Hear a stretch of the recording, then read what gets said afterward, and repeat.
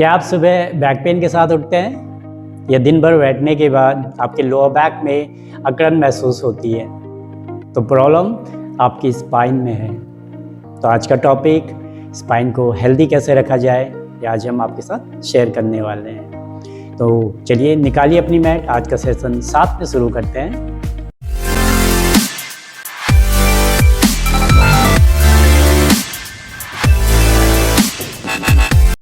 स्वागत है आपका हमारे YouTube चैनल योग श्रेष्ठम में। तो दोस्तों, आज मैं आपको जानकारी देने वाला हूँ आपके स्पाइन के बारे में, पर इस वीडियो को आप एंड तक जरूर देखिए, बिल्कुल भी मिस मत कीजिएगा, क्योंकि मैं पॉइंट टू पॉइंट आपके स्पाइन के बारे में आपको बहुत सारी जानकारी देने वाला हूँ जो आज तक आप बिल्कुल भी नहीं जानते थे। तो यस, अगर आपको ये वीडियो पसंद आए तो सब्सक्राइब करें, लाइक करें एंड फ्रेंड्स के साथ शेयर भी जरूर कीजिए। रीढ़ की हड्डी ये हमारे बॉडी को सपोर्ट करती है, हमारी नर्वस सिस्टम को प्रोटेक्ट करती है। चलना फिरना, उछलना कूदना जैसी एक्टिविटीज़ में ये हमें हेल्प करती है। लेकिन ज़्यादा लंबे समय तक बैठे रहने, तनाव और बैड पोस्चर की वजह से इसमें अकड़न और दर्द शुरू हो जाता है। हमारा स्पाइन इंग्लिश के एक लेटर एस के समान होता है और इसका भी एक रीजन है। एस शेप में होने की वजह से स्पाइन हमारे बॉडी वेट को प्रॉपर्ली डिस्ट्रीब्यूट कर पाता है, जिससे हम बैलेंस करते हैं और हमारी दूसरी एक्टिविटीज़ दौड़ना चलना फिरना जैसी एक्टिविटीज़ को हम आसानी से कर पाते हैं। लेकिन बैड पोस्चर में बैठने की वजह से या किसी भी रीजन की वजह से अगर हम अपनी स्पाइन का ध्यान नहीं दे पाते तो ये हमारे स्पाइन का जो अलाइनमेंट है वो डिस्टर्ब हो जाता है, जिससे इम्बैलेंस होता है और हमारी लोअर बैक में पेन होना शुरू हो जाता है। ये हमारी स्पाइन ये बोन्स का एक स्केलेटन, एक ढांचा है जो हमारी गर्दन की निचले हिस्से से शुरू होकर और हमारी पैल्विक तक जाता है। स्पाइन को एनाटॉमिकल लैंग्वेज में वर्टिब्रल कॉलम भी कहा जाता है। ये हमारे शरीर की सबसे इम्पोर्टेंट संरचनाओं में से एक है। ये सपोर्ट, मूवमेंट एंड प्रोटेक्शन तीनों काम करती है। हमारी स्पाइन 33 वर्टिब्रा से मिलकर बनी होती है या 33 हड्डियां या मनकों से मिलकर बनी होती हैं। सबसे पहले ऑक्सीपुट के नीचे हमारे हेड के पीछे साइड में ऑक्सीपुट से सर्वाइकल वर्टिब्रा शुरू होती हैं, जो कि C1 से लेकर C7 तक होती हैं, जो कि हमें सिर को झुकाने और घुमाने में हेल्प करती हैं। उसके बाद हमारी जो बैकबोन है, थोरेसिक एरिया है, थोरेसिक वर्टिब्रा होती हैं, जो कि T1 से लेकर T12 तक होती हैं। ये हमारी चेस्ट एंड रिब्स से जुड़ी होती हैं। उसके बाद हमारी लंबर वर्टिब्रास, जो कि ये सबसे ज़्यादा वेट बेयरिंग होती हैं, जो कि L1 से लेकर L5 तक होती हैं और सबसे ज़्यादा हमारे शरीर का वेट यही कैरी करती हैं। उसके बाद हमारा सैक्रम पार्ट, जिसमें 5 फ्यूज कह सकते हैं, ये 5 वर्टिब्रास होती हैं, जो कि हमारे स्पाइन को हमारे पैल्विक से जोड़ती हैं। और उसके बाद कॉकिक्स में 4 फ्यूज्ड या 4 वर्टिब्रास होती हैं, जो हमारी टेल बोन से जुड़ी होती है। और कई बार हम गलत पोस्चर में बैठते हैं, ज़्यादा पीछे झुकते हैं या हमारी टेल बोन में ज़्यादा प्रेशर देते हैं, तो हमारे कॉकिक्स में पेन होना शुरू हो जाता है और ये सबसे वर्स्ट होता है। तो इसीलिए बैठते समय हमें बड़ा ध्यान देना चाहिए अपने पोस्चर्स। अब समझते हैं हमारे स्पाइन का काम क्या है। सबसे पहले इम्पॉर्टेंट काम है प्रोटेक्शन का, क्योंकि हमारी जो स्पाइन होती है उसके बीच में एक कैनल होती है, जिसमें हमारा नर्वस सिस्टम स्नायु तंत्र होता है, जो कि हमारी स्पाइन से लेके और हमारे ब्रेन तक कनेक्ट होता है। ये हमारे ब्रेन से हमारी मसल्स, हमारी पूरे बॉडी तक सिग्नल भेजता है। अगर आपकी स्पाइन में कोई डैमेज हो जाए तो पैरालिसिस तक हो सकता है, क्योंकि हमारे स्पाइन में डैमेज होने की वजह से हमारा जो नर्वस सिस्टम है वो इफ़ेक्ट होता है। दूसरा है सपोर्ट। हमारा पूरा बॉडी हमारी स्पाइन के ऊपर ही टिका होता है। क्या आपने कभी सोचा है कि हम दौड़ते हैं, भागते हैं, झुकते हैं, साइड बेंड करते हैं तो हमें झटका क्यों नहीं लगता है?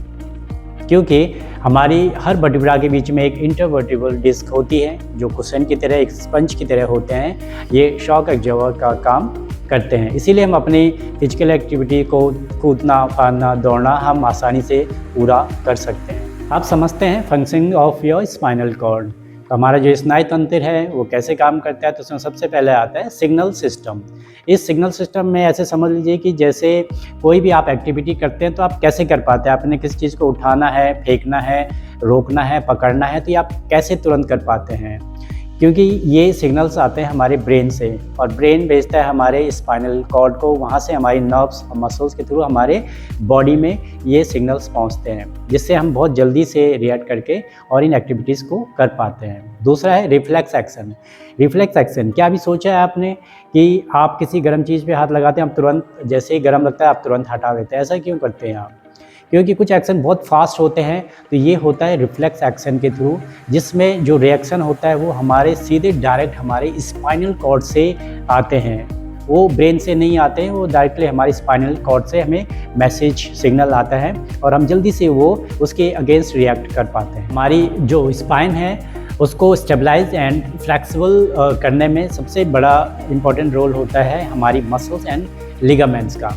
जो हमारी वर्टिब्रास होती हैं उन सबको स्टेबलाइज या जोड़ के रखती हैं एंड हमारी जो स्पाइन की फ्लेक्सिबिलिटी है उसको इम्प्रूव करने में, इंक्रीज़ करने में हेल्प करती हैं। मसल्स जो हेल्प करती हैं हमारे स्पाइन को स्टेबलाइज एंड फ्लेक्सिबल करने में, सबसे पहला है erector spinae, it helps to extend our spine. Next है मल्टीफिडल्स, जो कि हमारे इस वर्टिब्रास को स्टेबलाइज करती है, जोड़ के रखती है।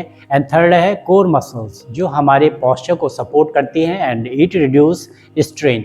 अब समझते हैं हमारे स्पाइन के कर्वेचर को। ये कर्वेचर हमारी स्पाइन में नेचुरल होता है।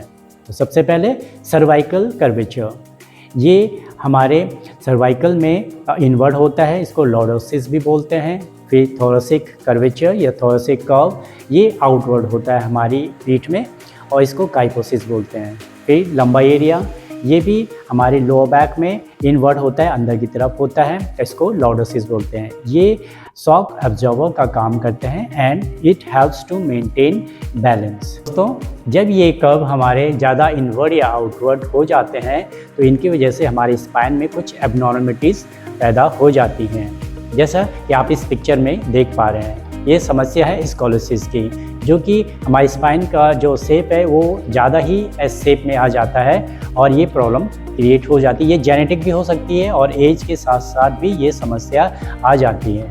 अब आप ये दूसरी पिक्चर देख पा रहे हैं, ये है काइपोसिस। जब आप ज़्यादा मोबाइल या लैपटॉप का यूज़ करते हैं और आगे झुके रहते हैं तो आपने देखा होगा कि आपके किसी के भी बैक में हम्प आ जाता है। तो ये आता है ज़्यादा गलत पोस्चर में रहने की वजह से, जो कि हमारी थोरेसिक जो कर्व होता है उसको ज़्यादा ही आउटवर्ड कर देता है और ये प्रॉब्लम आ जाती है। अब ये तीसरी पिक्चर आप देख रहे होंगे, लॉर्डोसिस के जो लंबा एरिया है उसका जो कर्वेचर है वो ज़्यादा ही इनवर्ड हो गया है और लॉर्डोसिस की समस्या आप इसमें देख सकते हैं। चलिए अब बात करते हैं इस वीडियो के सबसे इम्पॉर्टेंट टॉपिक पर, बैक पेन क्यों होता है, इसके कॉजेज़ क्या हैं। तो इन कॉजेज़ को हम डीपली समझते हैं। तो सबसे पहला कॉज है mechanical cause of acute back pain. इसमें हमारी स्पाइन, जॉइंट्स एंड मसल्स शामिल होते हैं, जिसमें हमारी मसल्स एंड लिगामेंट में स्ट्रेन आ जाता है एंड हम बैक पेन फील करते हैं। तो ये स्ट्रेन क्यों आता है? ये आता है हैवी लिफ्टिंग से, ये आता है सडन ऑकवर्ड मूवमेंट से, पुअर पोस्चर से and over use during exercises. Yes, तो नेक्स्ट मैकेनिकल कॉज है हर्निएटेड डिस्क। हमारी जो वर्टिब्रा होती हैं उनके बीच में डिस्क होते हैं जो कुशन का काम करते हैं, बट किसी वजह से उसमें वो कंप्रेस हो जाती हैं, वो प्रेस हो जाती हैं, उसमें बल्ज आ जाता है एंड रप्चर हो जाती है, मीन्स वो टूट जाती हैं, जिससे हमारी लोअर बैक में पेन, नमनेस, टिंगलिंग फील होना शुरू हो जाता है। ये मोस्टली इफेक्ट करता है हमारी लोअर बैक पेन को।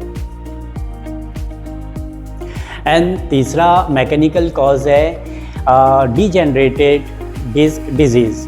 ये age related wear and tear of disc होता है। इसमें लॉस ऑफ कुशनिंग होती है, मीन्स जो हमारी जो डिस्क है उसकी जो कुशनिंग है, उसकी जो गद्दी होती है वो काफ़ी घिस जाती है या कम हो जाती है, जिससे बैक में पेन एंड स्टिफनेस बढ़ जाती है।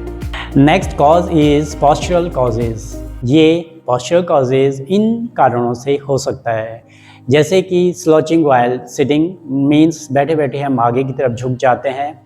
दूसरा है long hours on our phone and laptop. जब हम फ़ोन एंड लैपटॉप यूज़ करते हैं तो हम धीरे धीरे हमारा जो थोरेसिक एरिया है, अपर बैक है, वो धीरे धीरे उठ के हमारे गर्दन आगे की तरफ झुक जाती है, जिससे हमारे स्पाइन में हमारा जो पोस्चर है वो डिस्टर्ब हो जाता है। नेक्स्ट है इम्प्रॉपर स्लीपिंग पोस्चर। जब हम सोते हैं तो हम कुछ गलत पोस्चर का लॉन्ग समय तक, लंबे टाइम तक हम यूज़ करते हैं।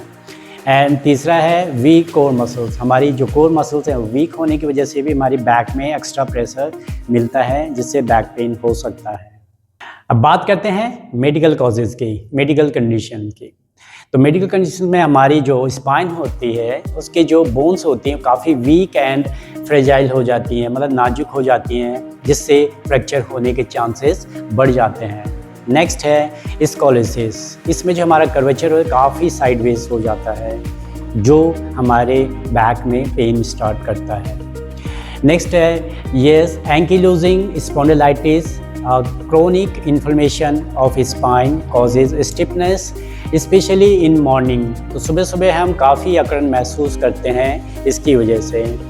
तो next infection tuberculosis of spine and bacterial infection. तो इसकी वजह से भी हम बैक पेन महसूस करते हैं। नेक्स्ट कॉज है नर्व कॉज। नर्व में आता है, सबसे इम्पोर्टेंट नर्व है सियाटिका नर्व। आप सभी जानते होंगे सियाटिका नर्व हमारी लोअर बैक से हमारी लेग्स तक जाती है। तो जब ये नर्व किसी वजह से कॉम्प्रेस हो जाती है तो हमारी बैक में पेन, नर्वनेस एंड टिंगलिंग हम फील करते हैं, जिसकी वजह से हम एक बर्निंग एंड शूटिंग पेन महसूस करते हैं। नेक्स्ट कॉज हमारी लाइफस्टाइल। हमारा जो लाइफस्टाइल है वो उसकी वजह से भी हम बैक पेन महसूस करते हैं, कि जैसे कि लैक ऑफ एक्सरसाइज। अगर हम एक्सरसाइज नहीं करते तो प्रॉपर ब्लड सप्लाई नहीं मिलता, प्रॉपर हमारी फ्लेक्सिबिलिटी नहीं होती है, जिससे स्टिफनेस भी आती है। नेक्स्ट इज़ ओबेसिटी से हमारे स्पाइन को एक्स्ट्रा दबाव मिलता है, जिसकी वजह से हमारी वर्टिब्रा में कंप्रेशन आता है, तो वो भी एक रीज़न है। नेक्स्ट है स्मोकिंग से हमारा जो डिस्क को ब्लड सप्लाई होता है वो रिड्यूस हो जाता है, कम हो जाता है। And very important one stress से हमारी मसल्स में टेंशन आता है, टेंशन बढ़ जाता है, और वो भी एक रीज़न बनता है बैक पेन का। अब बात करते हैं आखिरी कॉज की, स्पेशल कंडीशन। फीमेल में प्रेगनेंसी के दौरान वेट बढ़ जाता है, जिसकी वजह से हमारी जो स्पाइन है उसमें काफ़ी दबाव आ जाता है, जो कि बैक पेन का कारण बनता है। एंड किडनी प्रॉब्लम, जब भी किडनी में प्रॉब्लम आती है तब भी हम बैक में पेन महसूस करते हैं। And lastly red flag symptoms, जिसमें कि हमें तुरंत डॉक्टर को दिखाना चाहिए, जैसे कि severe pain after injury, loss of bladder and bowel control, weakness and numbness in our legs, and fever के बाद अगर बैक पेन है तब भी हमें डॉक्टर से कंसल्ट करना चाहिए। आफ्टर कॉजेज़ हम बात करते हैं क्योर की। तो योग के थ्रू कैसे हम अपने स्पाइन को हेल्दी रखें, अपनी बैक पेन को काफ़ी हद तक नियंत्रण में ला सकते हैं। तो यस, हमारी बॉडी के सभी जॉइंट्स एंड मसल्स को ज़रूरत पड़ती है सबसे पहले फ्लेक्सिबिलिटी की। अगर हमारी बॉडी में फ्लेक्सिबिलिटी रहेगा तो हमारे जॉइंट्स का रेंज ऑफ मोशन भी अच्छा रहता है, जिससे हमारे जो बॉडी मूवमेंट्स होते हैं वो इजी हो जाता है। सपोज़ हमारे जॉइंट का रेंज ऑफ मोशन अच्छा नहीं होगा, बॉडी में फ्लेक्सिबिलिटी नहीं होगी, तो हमारे बॉडी को कोई भी फिजिकल मूवमेंट करने में थोड़ा सा मुश्किल होगी। एंड उससे क्या होता है कि सडन मूवमेंट में हमारे बैक में पेन स्टार्ट हो जाता है। दूसरी बात करते हैं अलाइनमेंट, जो कि हमारे जो स्पाइन है उसके लिए अलाइनमेंट बहुत ज़रूरी है, जिससे वो हमारा जो पूरा बॉडी वेट है पूरा प्रॉपर डिस्ट्रीब्यूट होता है। लेकिन bad posture, yes, sitting for long hours and आगे झुककर बैठना, गलत पोस्चर में बैठना, लेटना, उसकी वजह से हमारा जो स्पाइन का जो अलाइनमेंट होता है वो काफ़ी डिस्टर्ब हो जाता है, और जो कि एक बड़ा कॉज बनता है, एक बड़ा रीज़न होता है बैक पेन का। हमें हमारे स्पाइन को हेल्दी रखना है। इसका बेनिफिट केवल हमारे बॉडी मूवमेंट में ही नहीं मिलता, बल्कि इससे हमारा ब्लड सर्कुलेशन भी इम्प्रूव होता है। ब्लड सर्कुलेशन इम्प्रूव होने का मतलब है हमारी बॉडी के हर हिस्से में ऑक्सीजन, न्यूट्रिशन एंड हार्मोन्स का प्रॉपरली पहुंचना। एंड CO2 जैसे अवशिष्ट जो सब्सटेंस होते हैं उनको बाहर निकालने में हेल्प मिलती है। ब्लड सर्कुलेशन इम्प्रूव होने से हमारे हार्ट को काफ़ी हेल्प मिलती है। इससे हमारी मसल्स को ताकत मिलती है, हमारा जो बॉडी टेम्परेचर है वो भी बैलेंस होता है एंड हमारी इम्यूनिटी बूस्ट होती है, क्योंकि ब्लड में WBC सेल्स होते हैं, वाइट ब्लड सेल्स होते हैं। जब भी हम बीमार होते हैं किसी वजह से, किसी भी बीमारी की वजह से, तो ये हमें उससे लड़ने की, उन बीमारियों से लड़ने की क्षमता देता है। तो हम योग के थ्रू अपने बॉडी की फ्लेक्सिबिलिटी, अपने स्पाइन का अलाइनमेंट एंड अपने जॉइंट्स का रेंज ऑफ मोशन एक साथ कैसे पा सकते हैं। लेकिन यदि आपको सडन या सीवियर पेन हो तो स्टार्ट करने से पहले डॉक्टर से कंसल्ट जरूर करें। एंड यस, अपनी प्रैक्टिस को आप धीरे धीरे करें, कंसिस्टेंसी के साथ करें, अपने पेन फ्री रखें अपने स्ट्रेच को एंड किसी भी हार्ड सरफेस पर ना करें। अगर जब भी आप करें तो योगा मैट लें या कोई सॉफ्ट सरफेस हो तो वहाँ पर अभ्यास करें। चलिए दोस्तों, साथ में शुरू करते हैं। निकालिए अपना योगा मैट एंड स्टार्ट करते हैं वार्म अप से। वार्म अप स्ट्रेचिंग करने से पहले वार्म अप जरूर करना चाहिए। तो हम करेंगे जॉइंट मूवमेंट, सूक्ष्म व्यायाम। तो सबसे पहले दोनों हैंड्स को नी के ऊपर रखें या नी को होल्ड करें, स्पाइन को स्ट्रेट रखें, शोल्डर्स को फ्री रखें। हम करेंगे नेक मूवमेंट। कोई एक्स्ट्रा स्ट्रेच ना दें, बड़े आराम से अपने स्ट्रेच को फील करें।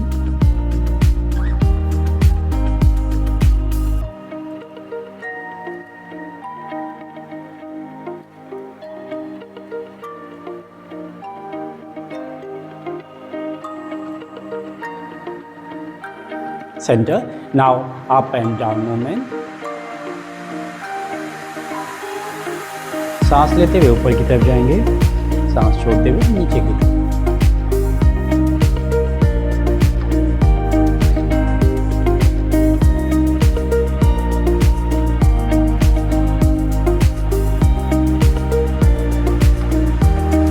Centre, side stretch.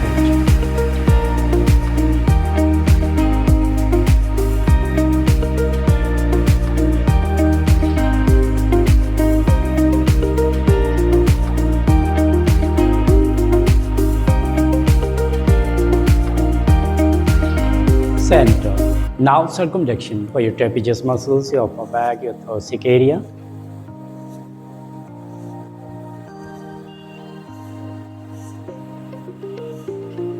Reverse.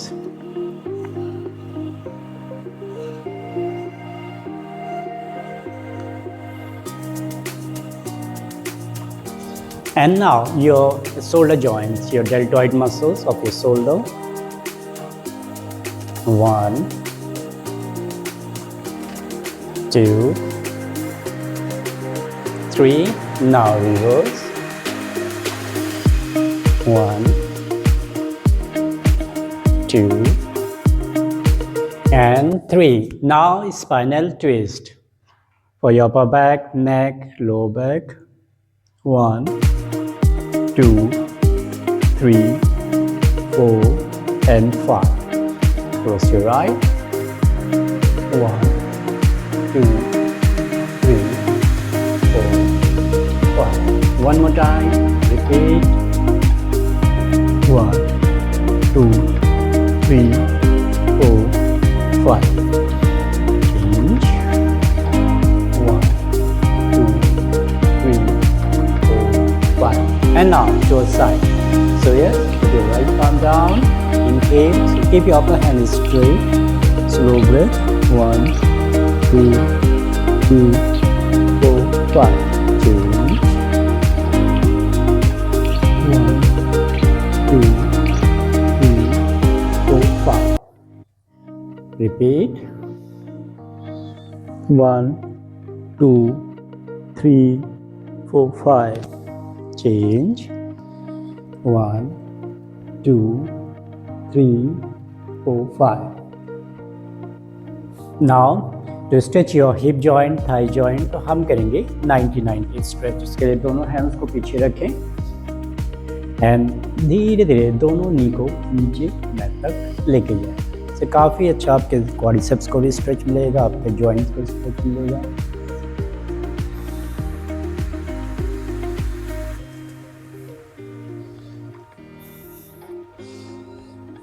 Hold करें। 1, 2, 3, 4, 5. चेंज। 1 2 3 4 5 चेंज। चलिए दोस्तों, अब हम शुरू करेंगे आसन। आसनों में हम सबसे पहले लेंगे काउ कैट पोज, जो कि आपके लोअर बैक को काफ़ी अच्छा हील करता है। तो उसके लिए हम आएंगे टेबल टॉप पोजीशन में, काउ कैट की पोजीशन में। पहले वज्रासन में थोड़ा सा बैठे,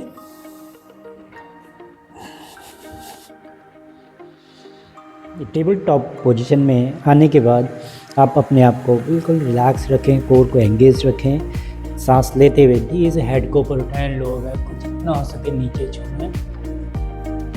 एक्सेल करते हुए हम्प ऑन योर बैक, अपने थोड़े से को स्ट्रेच करें ऊपर की तरफ।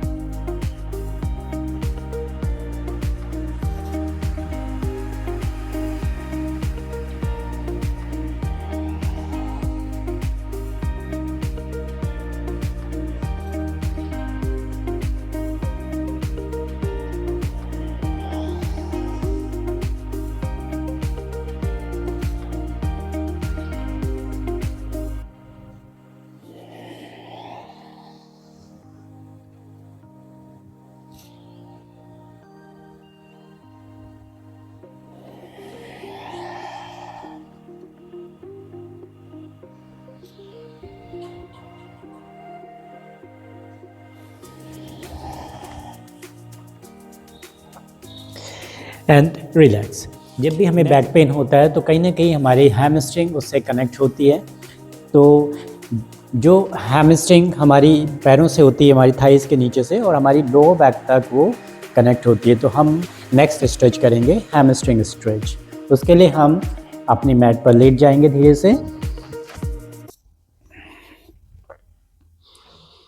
यस, हम अपने राइट लेग को बेंड कर देंगे, फोल्ड करेंगे, एंड दूसरे पैर को अपनी तरफ लेके आके या अपनी काफ से या अपने टो तक अगर आप पहुँचते हैं तो टो को पकड़ के धीरे से सांस लें और इस पैर को स्ट्रेच करें 90 डिग्री। तो धीरे से नी बेंड करके वापस रिलैक्स करें। इनहेल। इससे हमारी लो बैक मसल्स काफ़ी हद तक स्ट्रेच होती हैं, हमारी बैक की फ्लेक्सिबिलिटी गेन होती है।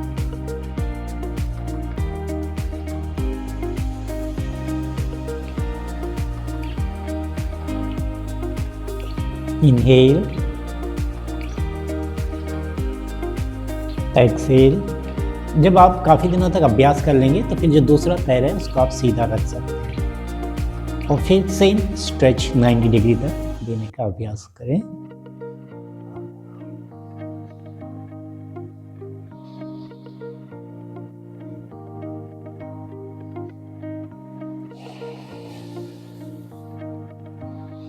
होल्ड करेंगे 1 2 3 4 5 6 7 8 9 एंड 10।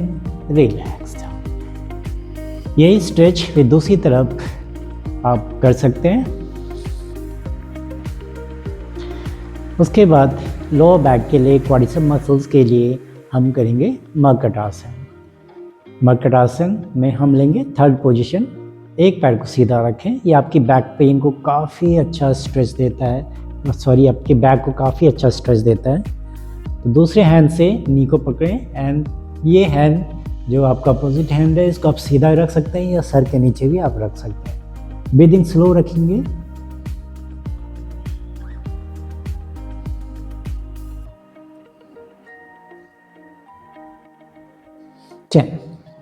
चेंज।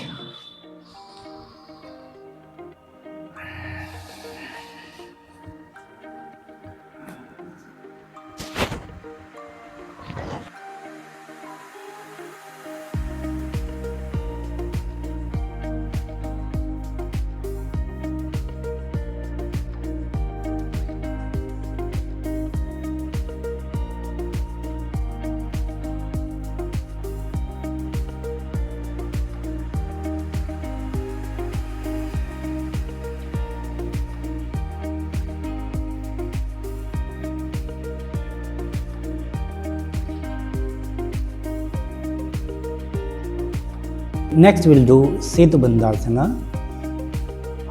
Bridge pose. उसके लिए पैर आप जितने नज़दीक आप ला सकते हैं लाइए, हैंड्स हील्स तक ले जाइए या एंकल जॉइंट तक आप ले जा सकते हैं।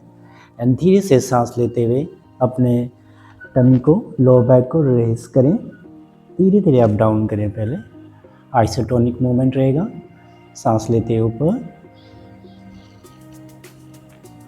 सांस छोड़ते हुए धीरे से नीचे। थोड़ा सा मसल्स वार्म हो जाती हैं तो उसके बाद हम होल्ड करेंगे एंड एक अच्छा सा स्ट्रेच देंगे। सांस लें, फिर नॉर्मल ब्रीदिंग होगी। जब भी पोस्चर होल्ड होगा तो आपकी ब्रीदिंग नॉर्मल रहेगी। 1 2 3 4 5 6 7 8 9 10. Slowly relax down.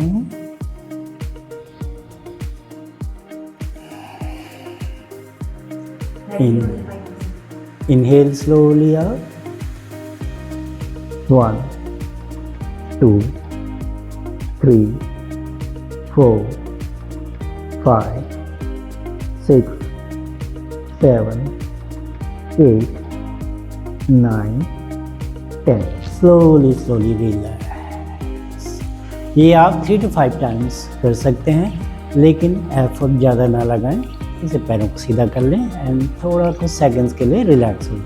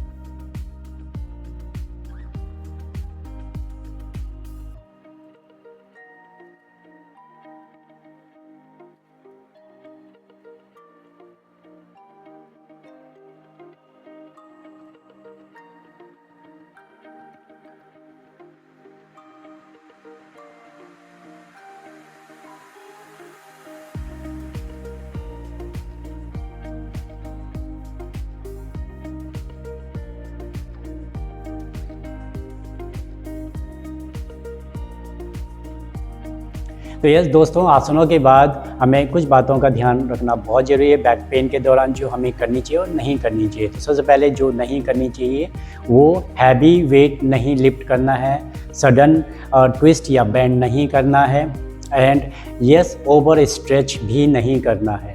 एंड कुछ बातें जो हमें ध्यान रखनी है, जो करनी चाहिए, जब भी बैठें तो अपने पोस्चर को मेंटेन रखें, अलाइनमेंट का ध्यान रखें, लॉन्ग सिटिंग ना करें, बीच में ब्रेक लें, एंड अपने साथ लाइट वॉक जरूर ऐड करें।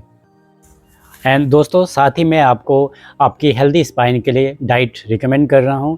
अगर ये डाइट आप फॉलो करेंगे तो यस ये आपके स्पाइन को हेल्दी रखने में काफ़ी हेल्प करेगा। सबसे पहले कैल्शियम रिच फूड लें, जैसे कि मिल्क एंड कर्ड, जिससे आपके पूरे स्पाइन को कैल्शियम की जो भी ज़रूरत है वो पूरी होगी।